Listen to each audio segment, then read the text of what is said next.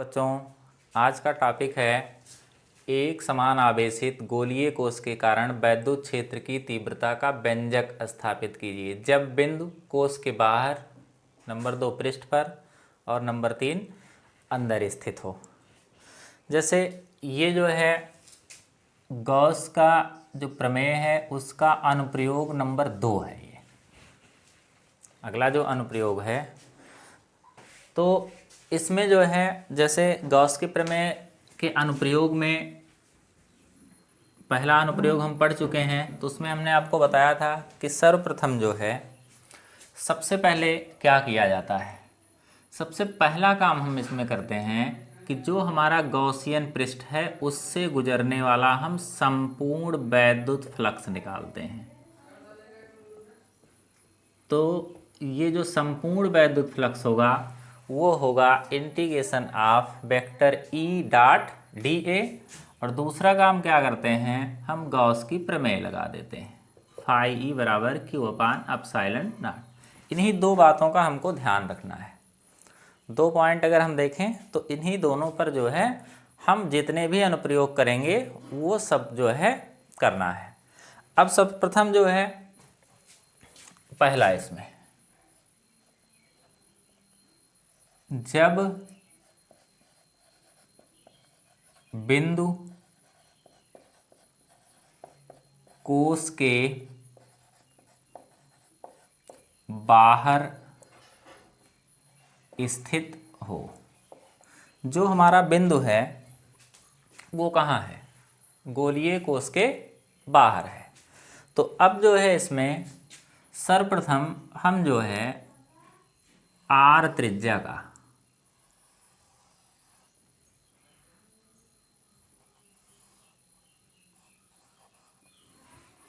एक जो है गोलीय कोश खींचते हैं और इसको जो है इस पर हम देते हैं प्लस क्यू आवेश, जो इस पर समान रूप से वितरित हो जाता है। इस पर जो है वो समान रूप से वितरित हो जाता है। तो लिखेंगे कि माना जो है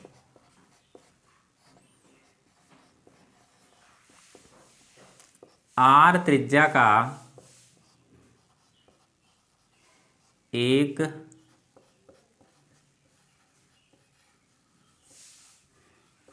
गोलीय कोश जिसको प्लस क्यू आवेश दिया जाता है, जो उस पर समान रूप से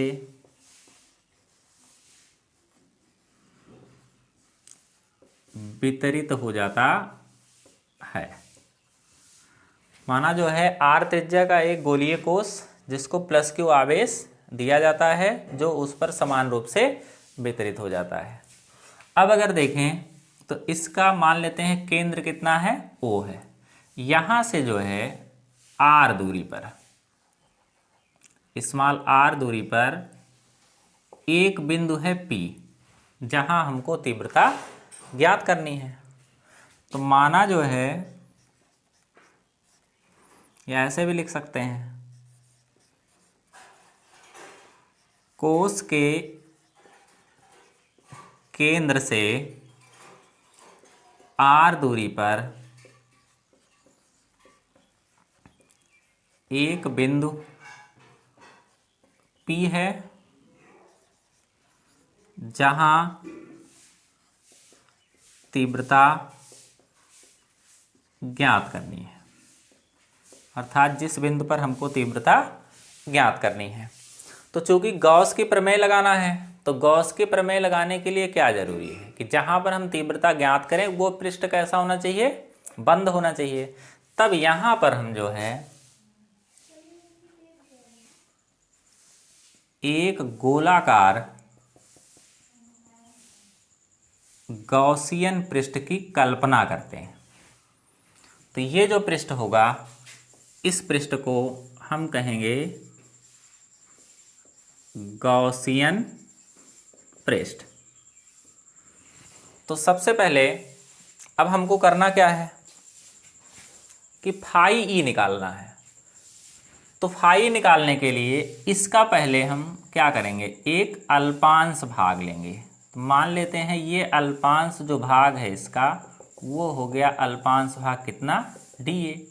तो अगर इस अल्पांश भाग पर हम देखें तो ये होगी हमारी तीव्रता और इसका ये है क्षेत्रफल सदिश। क्योंकि क्षेत्रफल सदिश कहाँ होता है, हमेशा जो क्षेत्रफल सदिश होता है वो कैसे होता है, हमेशा सतह के लंबवत होता है। तो क्षेत्रफल सदिश जो होगा वो हमेशा कैसे होगा, सतह के लंबवत। तो अब इस कंडीशन में अगर हम देखें तो पहले संपूर्ण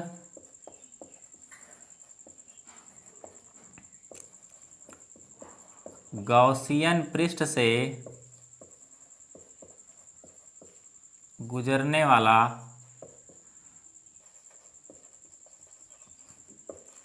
वैद्युत फ्लक्स। तो गॉसियन पृष्ठ से कितना फ्लक्स गुजरेगा, तो चूंकि संपूर्ण की बात हो रही है इसलिए वहां पर किसका प्रयोग होगा, समाकलन का, वेक्टर ई डॉट dA या ई dA cos थीटा। अब यहाँ पर अगर हम थीटा देखें तो थीटा क्या है, E और dA के बीच का कोण है। तो यहाँ पर जो कोण का मान होगा वो थीटा का वो कितना होगा, 0 डिग्री होगा। तो फाई ई बराबर कितना होगा, ई dA cos 0। और यहाँ अगर देखें तो फाई ई बराबर होगा cos 0 का मान 1। तो cos 0 का मान जब 1 हो जाएगा तो ई dA या ई चलाएगा यहाँ बाहर और समाकलन आप dA। और अगर समाकलन आप dA देखें तो dA का मतलब इसका समाकलन आप dA मतलब ये जो अल्पांश भाग है ऐसे छोटे छोटे छोटे छोटे बहुत से अल्पांश भाग होंगे। तो इसका मतलब इसके पूरे का क्षेत्रफल, तो पूरे का अगर क्षेत्रफल देखें तो ये होगा 4 पाई r स्क्वायर। तो अब यहाँ पर अगर हम रखें मान तो फाई ई बराबर आएगा हमारा, फाई ई बराबर हो जाएगा ई और इंटू 4 पाई r स्क्वायर। इसको बनाएंगे समीकरण नंबर 1। अब एक काम हो गया हमारा, पहला जो पॉइंट था हमारा कि गॉसियन पृष्ठ से गुजरने वाला जो है संपूर्ण वैद्युत फ्लक्स। अब दूसरा पॉइंट क्या ध्यान रखना है, अगर हम दूसरे पॉइंट को ध्यान रखें तो अब क्या रखना है हमको, गॉस की प्रमेय लगानी है। तो अब जो है गॉस की प्रमेय से, तो गॉस के प्रमेय से देखें तो फाई ई बराबर क्या होगा, क्यू अपान एप्सिलॉन नॉट। ये हो गया समीकरण नंबर 2। अब समीकरण 1 तथा 2 से अगर हम देखें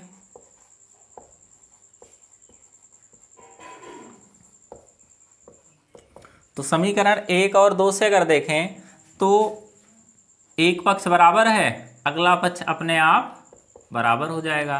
तो अब देखिए ये पक्ष इसमें फाई ई है, इधर भी फाई ई है, तो फाई ई दोनों में क्या है, बराबर है। तो अगला पक्ष भी अपने आप बराबर होगा, क्यू अपान एप्सिलॉन नॉट, या ई बराबर हो जाएगा 1/4 pi epsilon not Q upon r square Newton प्रति कूलम। तो ये आ गया हमारा पहला जो है कि एक समान आवेशित गोलीय कोश के कारण वैद्युत क्षेत्र की तीव्रता का व्यंजक स्थापित करना था जब बिंदु गोलीय कोश के नंबर 1 बाहर है।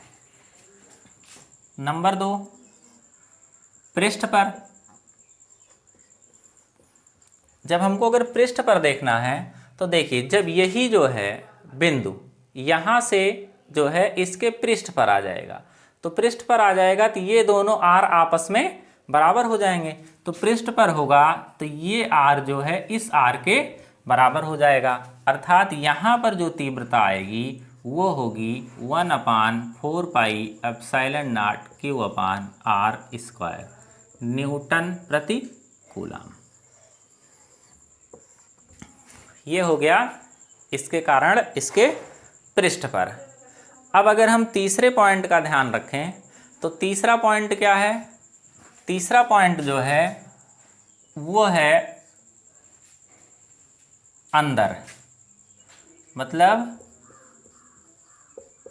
कोश के अंदर। अब अगर कोश के अंदर हम चले आए तो कोश के अंदर अगर देखें तो यहाँ पर अगर गोलीय कोश के हम इस कोश के अगर भीतर देखेंगे तो चूंकि आवेश क्या ये है खोखला गोला और इस पर जो है आवेश वितरित है, तो इसके भीतर में अगर देखें तो यहाँ पर जो आवेश होगा वो कितना होगा? 0। तो कोश के भीतर जो आवेश होगा वो कितना होगा? 0 होगा। तो जब कोश के भीतर अगर आवेश 0 है तो तीव्रता कितनी हो जाएगी? तो तीव्रता अगर देखें तो 1/4πε0 और Q मतलब 0/r²। तो तीव्रता का मान भी कितना होगा? 0 होगा।